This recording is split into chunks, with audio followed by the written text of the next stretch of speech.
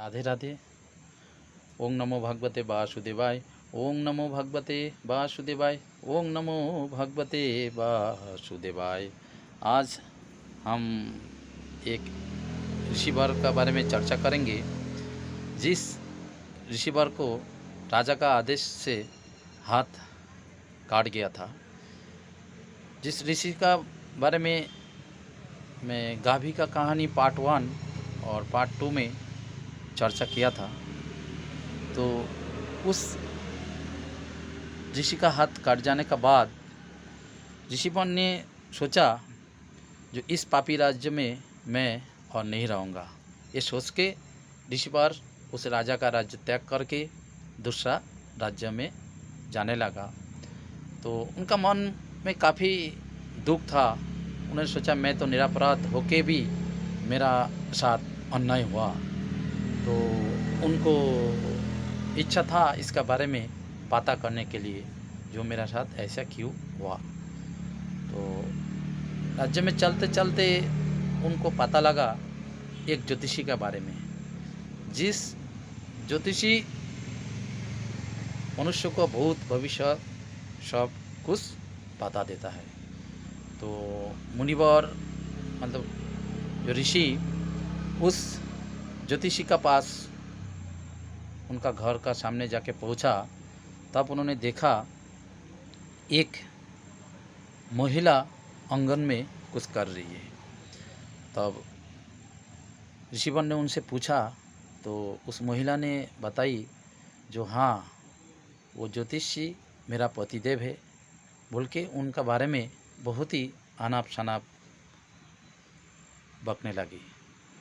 तो तब तक ज्योतिषी ने घर से बाहर आ गया और ऋषि को प्रणाम किया और उनको बैठाया। उसके बाद ऋषिवर से ज्योतिषी ने पूछा, हाँ ऋषिवर, बताइए जो आपको मैं क्या सेवा कर सकता हूँ।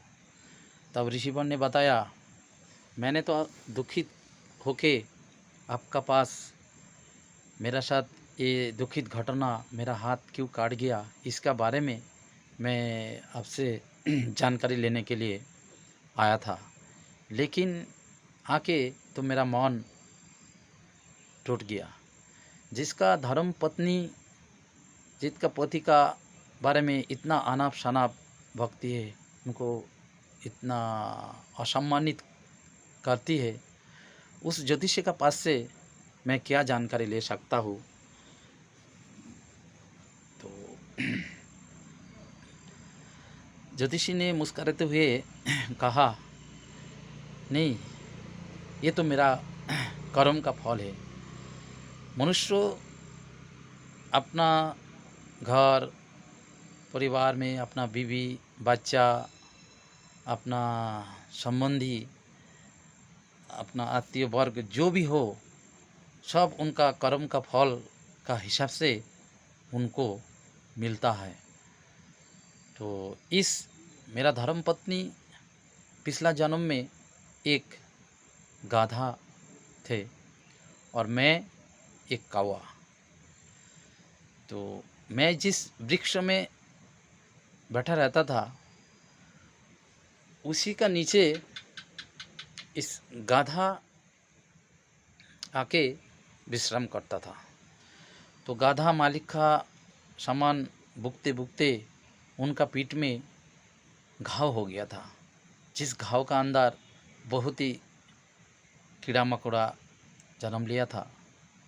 तो गाधा का पीठ में घाव हुआ, वो तो खुद खुजली कर नहीं सकता है, इसलिए वो छटपटाता था। और मैं जो का जन्म में का रूप जब मेरा था, तो मैं उस वृक्ष से देख के उनका घाव का ऊपर आके चोंच मारता था और वो दर्द से छटपटाता था। ऐसा करते करते कई दिन गुजरने लगा। एक दिन मैं वृक्ष से आके उनका घाव पे चोंच मारा और उस चोंच उस उनका घाव का अंदर होके उनका हड्डी में जाके फंस गया। तो हड्डी में जब फंस गया तो गधा ने सोचा जो अगर मैं नदी में जाके डुबकी मारूंगा तो शायद ये कौवा का चोंच निकल जाएगा और कौवा उड़ जाएगा। तो नदी काफ़ी लहर वाली नदी थी। तो गाधा ने नदी में जाके जैसे डुबकी लगाया तो डुबकी लगाने से ही गाधा नदी का पानी में बहने लगा और मैं मतलब कौवा उनका चोंच तो छुड़ा नहीं पाया, वो हड्डी में फंसा ही रह गया और दोनों को नदी में बह के जाके दोनों को वहीं पे मृत्यु हो गया। तो मृत्यु होने का बाद इस जन्म में आके मैं उनका पतिदेव और वो गाधा उनका मेरा धर्म पत्नी बनी। तो पिछला जन्म में जैसा उनका दर्द होता था वो कुछ नहीं कर पाता था और मैं उनका ऊपर उस घाव का ऊपर आके और भी चोंच मारता था। वो दर्द से छटपटाता था लेकिन कुछ नहीं कर पाता था। उसी तरह इस जीवन में आके मेरा पत्नी बनी और मैं उनका पति बना।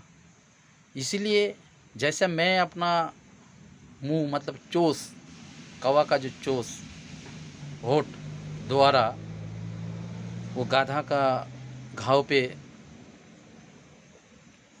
चोंच मार मार के उसको दर्द देता था लेकिन गाधा कुछ नहीं कर पाता था। उसी तरह वो पत्नी मतलब वो गाधा इस बार आके अपना मुंह का बानी द्वारा मेरे को हमेशा दर्द दे रहा है, हमेशा मतलब ताना दे रही है।